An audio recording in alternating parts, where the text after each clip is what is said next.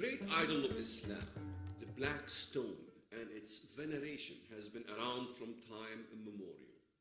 Yet despite the very clear correlations, few prophecy analysts have ever linked this to what has already been spoken of in the book of Acts. Everyone knows that Ephesus is the official guardian of the temple of the great Artemis, whose image fell down to us from heaven. Acts 19:35.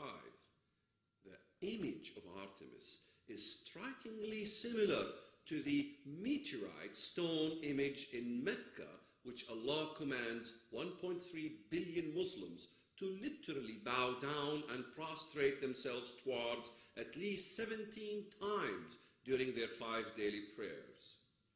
John of Damascus, who lived at the advent of Islam and served in the court of the Caliph and was thoroughly familiar with Islam from its inception, writes in his work concerning heresy, quote, "So then these were idolaters and reverenced the morning star and Aphrodite, who they indeed named Akbar in their own language, which means great."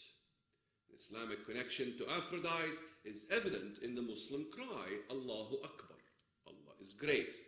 Aphrodite is actually Allat, the feminine root of the name Allah. Even the Greek historian Herodotus, writing in the 5th century BC, considers Allat the equivalent of Aphrodite. Quote, "The Assyrians call Aphrodite Melita, and the Arabians Al-Ilat."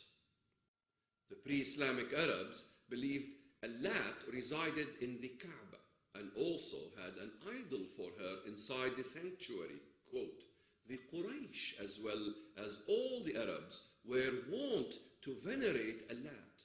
They also used to name their children after her, calling them Zaydullat and Taymillat."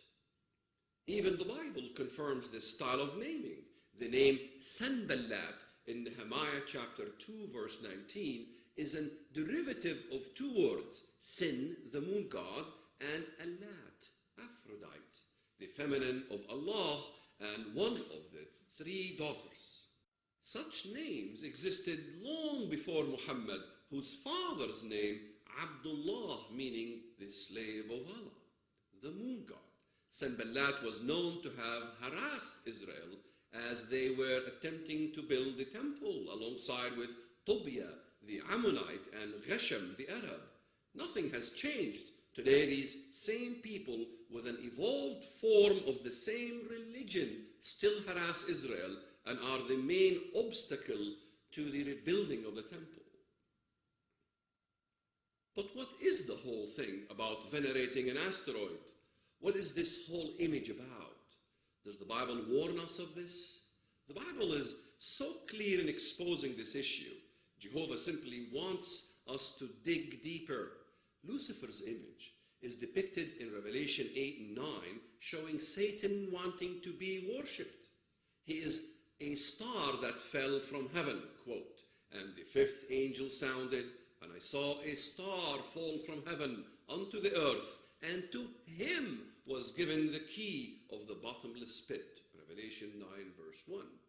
This him cannot be an object as a star, but rather Satan himself, a living being, him cast out of heaven as described in Isaiah 14 and Revelation 8 verse 10. The important verse in the Quran that describes Allah is perfectly mirrored in Isaiah 14. In Isaiah 14, it is Satan or Lucifer that is described as the bearer of light. And in the Quran, it is Allah that is depicted as the lamp, light, or torch. In the chapter of the star in the Quran, we read, "Allah is the light of the heavens and the earth. A likeness of his light is as a niche in which is a lamp. The lamp is a glass, and the glass is as it were brightly shining star." Quran 24:35-36. Now compare this with Revelation 8 verse 10. Quote, "And the 3rd angel sounded, and there fell a great star from heaven, burning as it were a lamp, and it fell upon the third part of the rivers and upon the fountains of waters. Take note of the fact that the death of 1/3 of the earth's population occurs during the rise of the 8th empire, which will be an Islamic empire. Satan, who is the fallen star in this case, and the destroyer who is unleashed, will precede the mountain or empire that will cause 1/3 of mankind to die spiritually. The black stone of Mecca owns its reputation to the tradition that it fell from the heavens, like the black stone of Aphrodite. The black stone of Mecca is also clearly an image of Satan. Yet this satanic image that is created by the beast in Revelation 13:15, which can speak and cause all who do not worship it to be killed. It is mentioned as a holy thing by Muhammad in an Islamic tradition authenticated by At-Tirmidhi. Allah will raise up the stone, the black stone, on the day of judgment, and it will have 2 eyes with which it will see, and a tongue which it talks with, and it will give witness in favor of everyone who touched it in truth. According to Muslim traditions, the black stone is even the redeemer of Muslims. At-Tirmidhi notes that many years ago, the black stone was, quote, whiter than milk. It was only later that it became black as it absorbed the sins of those who touched it. The blasphemy does not stop here. The black stone or the black rock, the image of Satan, the fallen star, which attempts to take the place of Christ, the great Redeemer, is called by Muhammad, the son of perdition, Yaminullah.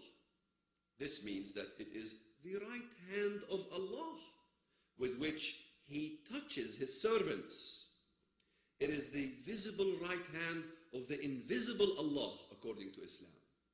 It is even the Shekinah glory which dwells in all believers. Venerating it and rotating 7 times around it will cleanse the Muslim of all prior sins in accordance to Islam.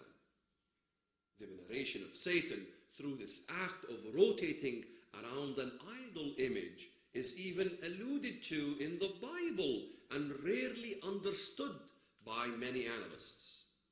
In Ezekiel chapter 31 verse 3 declares, "Behold, the Assyrian," in this case the Antichrist, Satan in the flesh, "was a cedar in Lebanon with fair branches, and with a shadowing shroud, and of high stature, and his top was among the thick buffs.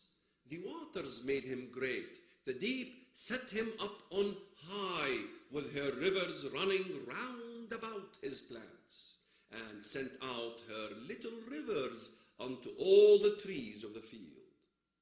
If we exercise what we learned from the previous part, we can apply what we learned in the following interpretive paraphrase. "Behold, Satan, a beautiful angel, clothed in beautiful covering, an angel with high status. Peoples and multitudes from every nation made him great, and the underworld set him up high, with the multitudes running round about his idol, and sent out the people to all the idols that were set forth for him." This is exactly what we see in the Muslim Hajj, which Muslims do yearly to have their sins forgiven by the right hand of Allah, which is the black stone. They come from all over the world to the Kaaba and roam round about it. In addition, Jeremiah 51 verse 44 tells us, quote, "I will punish Bel in Babylon, and I will bring out of his mouth what he has swallowed, and the nations shall not stream to him anymore." Wow. The nations will not flock to Babylon, and Bel, the moon god, will be ashamed in her. No longer will the nations flock to Mecca to worship Satan. This punishment is not a historic one. It refers to Jerusalem and the invasion of the Temple Mount. "Strangers have come into the sanctuaries of the Lord's house," Jeremiah 51:51. In the last days, there will be 2 opposing houses, one dedicated to Jehovah and the other to Satan.